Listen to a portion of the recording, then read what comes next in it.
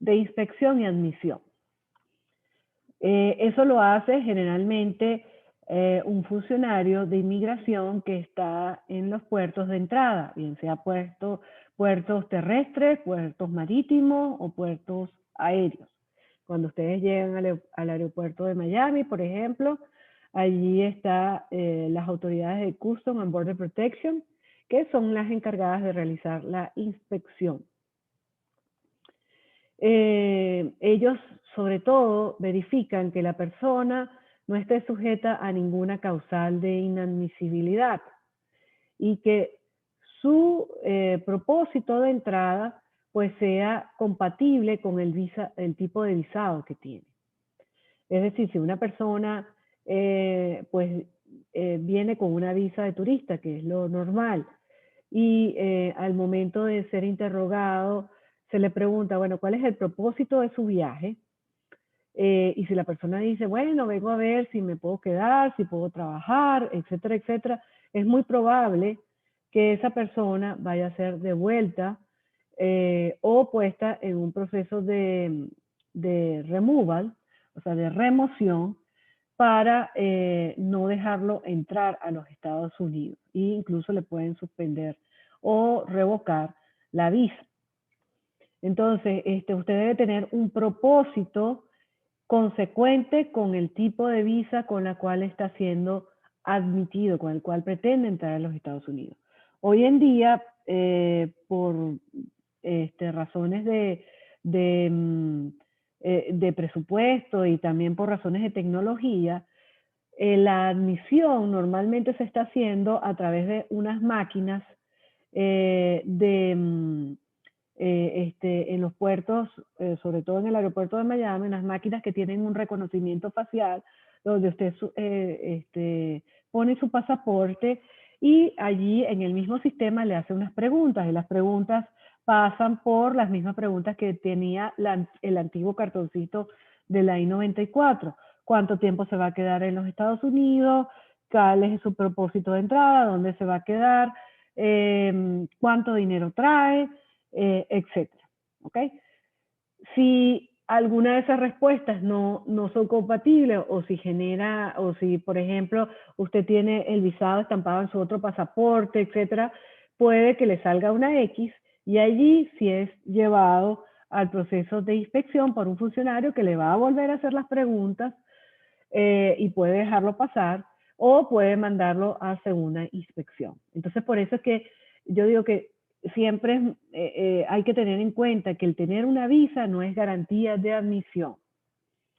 Estas visas de no inmigrante deben tener intento de permanecer temporalmente, ¿ok? No están permitidas para quedarse de manera ilimitada en los Estados Unidos. Y esto viene con otra pregunta que siempre me hacen. Por ejemplo, ay, doctora, yo me voy a quedar 6 meses. Me voy a ir a mi país por una semana y voy a volver 6 meses para continuar estando acá porque estoy quedando en casa de mi hija, etcétera, etcétera. Eso puede traerle consecuencias desfavorables si usted constituye esta pauta de entrar y salir de los Estados Unidos en una pauta continuada, en el sentido de que sistemáticamente entra a los Estados Unidos, se queda 4 o 5 meses, sale por un mes, vuelve a entrar por 4 o 5 meses, ya a la tercera oportunidad o a la cuarta oportunidad se le va a cuestionar qué usted está haciendo en los Estados Unidos por tanto tiempo que prácticamente está residiendo más tiempo aquí que en su país de residencia. ¿Ok? Hay otra diferencia entre duración de la visa y la estadía autorizada. O sea, la mayoría de las visas de turismo, que son las que comúnmente conocemos, establecen una duración de 10 años. Pero eso no significa que usted se puede quedar 10 años acá. O sea, la estadía autorizada está supeditada por lo que dice su I-94, que ahora se imprime, o sea, está establecida electrónicamente a través de un sistema. Antes se le ponía un sello en su pasaporte. Hoy en día es un sistema automatizado que usted debe ingresar para saber hasta cuánto tiempo le concedieron. Normalmente le conceden a una persona 6 meses. El Departamento de Estado, todas estas visas de no inmigrantes, las otorga a través de los consulados, aunque hay algunas que requieren una previa aprobación del Servicio de Inmigración y Ciudadanía de los Estados Unidos. Por otra parte, si la persona entra legalmente a los Estados Unidos y tiene un estatus, podría hacer un cambio de estatus de una visa de no inmigrante a otra visa de no inmigrante, o puede incluso pasar a una visa de inmigrante para obtener la residencia permanente. Y tanto en estas visas de no inmigrante como en las visas de no inmigrante, pues hay una variedad de categorías que depende de varios factores, como les acabo de decir, el propósito, la actividad que va a realizar, la duración, etcétera. Y van desde la A hasta la Z. La particularidad de la mayoría de las visas de no inmigrante es la intención de no emigrar, de no querer permanecer indefinidamente en los Estados Unidos. Por ley existe la presunción de que toda persona que quiere ingresar a los Estados Unidos, pues lo hace con un propósito de quedarse, con la intención de quedarse, y existe esa presunción y queda la carga de la prueba justamente al aplicante de la visa, que debe de explicar que tiene vínculos o nexos suficientes con su país de origen, con su país de residencia, y que no pretende establecerse de una manera permanente en los Estados Unidos. Entonces, en general, al aplicar a una categoría de visa de no inmigrante,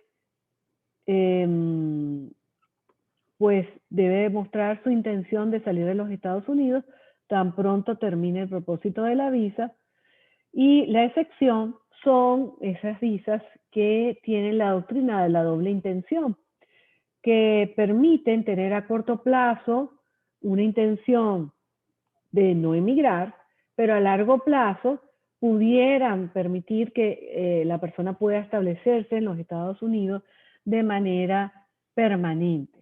Esta doble intención se reconoce para las visas H1B y las visas L. ¿Cuál es la ventaja de estas visas? Que, por ejemplo, si yo entro con una visa de trabajador calificado, que es una visa H1B, y porque un patrono, una compañía me ofreció un puesto de trabajo y yo tengo las calificaciones para ese puesto. Una vez que yo entro a los Estados Unidos con esa visa H, yo tengo la máxima estadía que yo puedo estar es por 7 años. Yo no puedo estar más tiempo, ¿ok? Ahora bien, dentro de ese tiempo, el empleador puede quedar muy contento con mi desempeño y puede decir, bueno, yo le voy a dar a Alma la residencia permanente. Entonces, yo sin salir de los Estados Unidos, como tengo una visa H o como tengo una visa L, pues puedo optar a la residencia permanente, incluso si se me está venciendo, si está por vencerse la visa de no inmigrante, yo podría renovar la visa de no inmigrante mientras está pendiente el proceso de la residencia permanente. Esto no sucede así cuando yo tengo una visa que no tiene esa doble intención. Por ejemplo, una visa E1 o una visa E2, que son visas para inversionistas de ciudadanos de países que hayan celebrado un tratado de comercio e inversión con los Estados Unidos.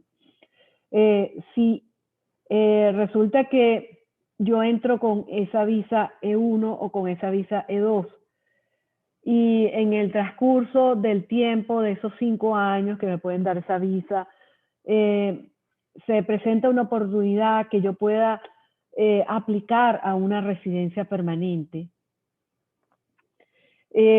Si se me vence la visa E1, yo no podría entrar en un proceso de renovación de esa visa mientras está un proceso de residencia permanente. O sea, me van a negar esa renovación porque son incompatibles. Una es para quedarse de manera limitada en el tiempo y otra es para ya residir permanentemente. Con respecto al aspecto de inversión, que para los que vienen llegando, yo dije que esta presentación se iba a enfocar principalmente a las visas basadas en inversión. Tenemos categorías de visa en el bloque de no inmigrantes, o sea, visas temporales, y tenemos categorías de visa en el bloque de las que otorgan residencia permanente. Entonces voy a hablar de las visas de no inmigrante primero, o sea, las visas temporales, que básicamente son la E1 y la E2. Se suele incluir, aunque es una visa basada en empleo, la L1, porque puede ser que yo sea accionista de una compañía y quiera abrir una compañía nueva en los Estados Unidos y hago, o sea, esa compañía de la cual soy accionista hace la inversión en los Estados Unidos para abrir una sucursal y, por supuesto, hay una inversión, aunque es un empleo, en este caso, para el ejecutivo o para el accionista. Por eso incluyo las L1A. Y dentro del campo de las visas de inmigrantes, tengo las basadas en inversión, básicamente la EB5, pero también he incluido la EB1C y la EB2, también por ciertas características que tienen, que hay una combinación de empleo con inversión. ¿Ok?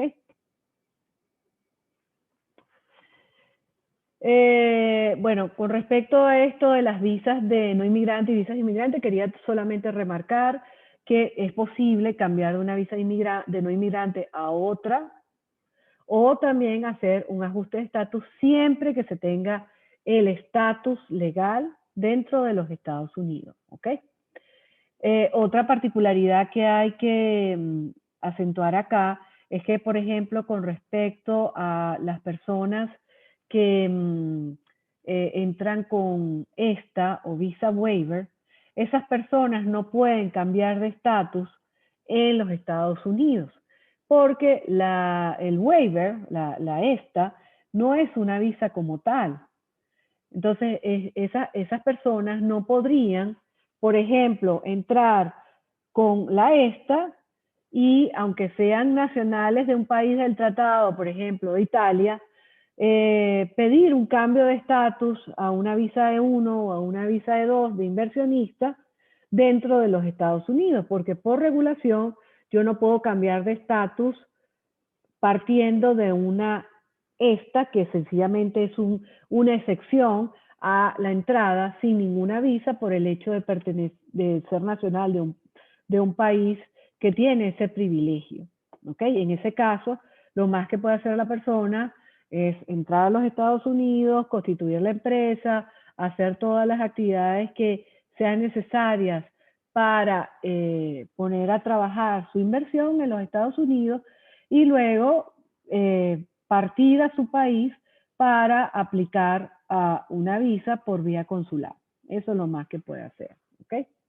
La única excepción con respecto a las personas que entran con esta para hacer cambios de estatus es si la persona tiene un familiar ciudadano americano, un familiar inmediato, sea un esposo que sea ciudadano americano o que tenga un hijo ciudadano americano mayor de 21 años que lo va a solicitar, o que usted, siendo ciudadano americano, pide a sus padres que entran con esta. Esas son las únicas excepciones que permite la ley, que se pueda hacer un ajuste de estatus, que es un cambio de la esta a otro tipo de estatus. ¿Ok?